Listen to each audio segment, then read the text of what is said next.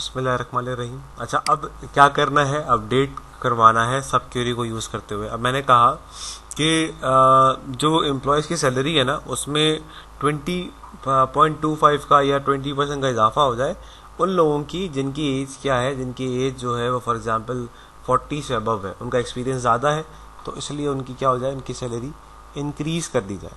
तो वो कैसे कर सकते हैं, उसके लिए आपने कंडीशन क्या बनानी पड़ेगी, update employ set employ salary. अब यहां पर आपने is equals to employ salary multiply by, मैंने कहा कितने पर करना है, मैंने कहा 20 से करवा दें, ठीक है, 20 में। फॉर एग्जाम्पल वेयर, अब देखिएगा यहां पर वेयर एम्प्लॉय एज, या मैंने कहा चलो कुछ और दे देते हैं, मैंने एज नहीं दी हुई तो हम कोई और चीज़ ले लेते हैं।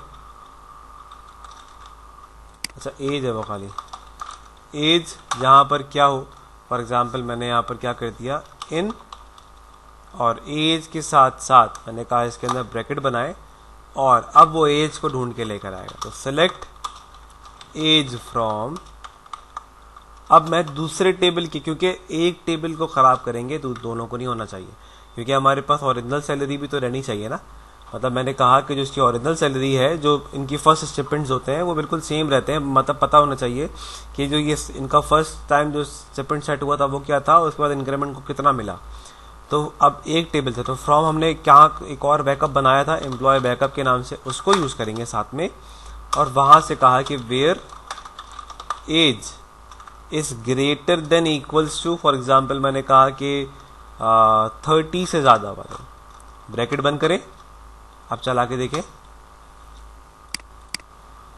इसको मैं ऊपर करता हूँ यहाँ से, तो देखिए मेरे पास यहाँ पे 2 रोज अफेक्ट हो गई, इनके से 2 लोग थे। चला के देखते, सॉरी अपडेट एम्प्लॉय होगा ना,